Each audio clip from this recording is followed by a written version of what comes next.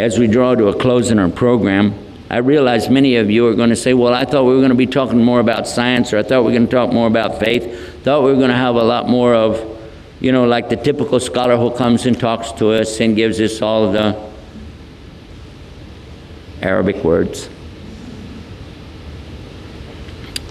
But I wanted to be sure that when you left tonight, that you would remember the program in a positive way, and you would take something back that would benefit you, your family, the other Muslims and non-Muslims everywhere, that when you deal with each other, you can deal in truth, deal in rationale, and be able to show something positive for the future of mankind on this planet. That's our job as Muslims, to live the life of a Muslim, to be the example of Islam, and to carry the light through our way of dealing as well as our fair speech. This is what Allah tells us in the Quran. I hope, inshallah, that we'll be able to do that. We all going to make that commitment now? Yes. Whatever you used to be, you can throw it away right now. Whatever the old person, you can get out of the shell right now. It's a very simple thing. In your heart, right this second, all you have to do is just throw out prejudice, throw out preconceived notions about things, and get rid of all of this baloney. And you know what I mean by that? There are things that we innovated over the centuries since Muhammad that we've added to our religion that don't belong there. And we've dropped some things out that are very important, they're essential. We need to have them.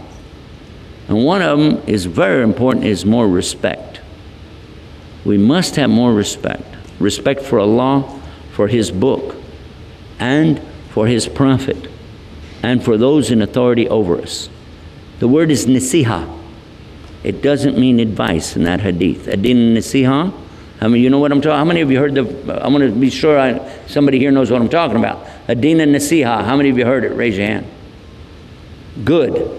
Ad-Deen Nasihah is usually used by some brother who comes up to you in a long white thobe, and he's got on a scarf, you know, and he's got a gal or something like this, big beard, look like he just stepped off of the plane from Saudi Arabia, you know, and he's coming to you and he's saying something to you like, Baraza Ad-Deen Nasihah. And you know what's coming next, right?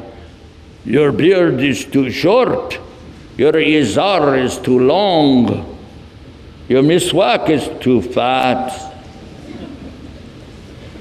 Now you start thinking, you know what? This guy's got some kind of a measuring stick for my faith here that I didn't know about.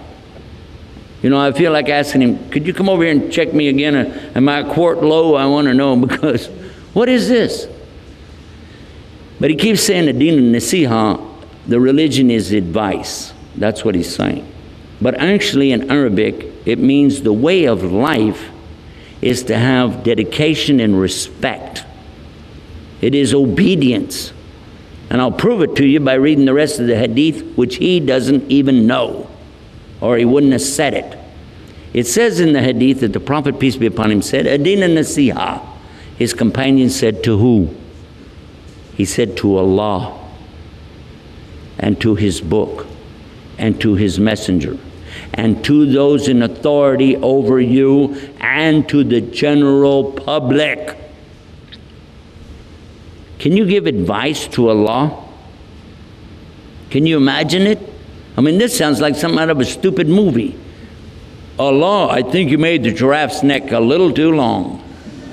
Oh, and by the way, the size of the seed in the mango, there's no room for the good stuff. You know what I'm saying? This doesn't work. A'udhu billah, astaghfirullah. This is wrong. And then to advise Allah's book, whoa, we just talked about how it's never been corrupted. Now you're talking about corrupting it. You don't touch that. You do not touch that. I don't mean physically like this. I mean you don't play with it. And then, are you going to advise Prophet Muhammad ﷺ on what the deen is? I think not. And as far as advising the leaders, most of us, we're never going to get to talk to them. You can send them an email, they don't have to answer it. But what you do have to do is give the respect and the commitment, the dedication, to the office of the person who's holding that responsibility.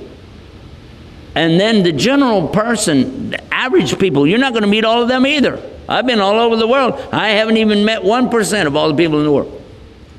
I haven't. So how in the world am I going to advise all the people? And I asked the scholars, they said it doesn't mean that. Not in this case. It means a dedicated and a committed attitude, big respect. They gave these meanings to this word. So when you go out that door, remember that the Nasihah of Islam is also for yourself too. Be fair with yourself. Treat yourself good. You're a Muslim. Have respect for yourself. Act like a Muslim. Be a Muslim. Be the person who, if Muhammad sallallahu alaihi wasallam did come back today, he won't, don't worry about that, but if he did, and he looked at you and he said, that's one of my followers. Instead of saying, what is that?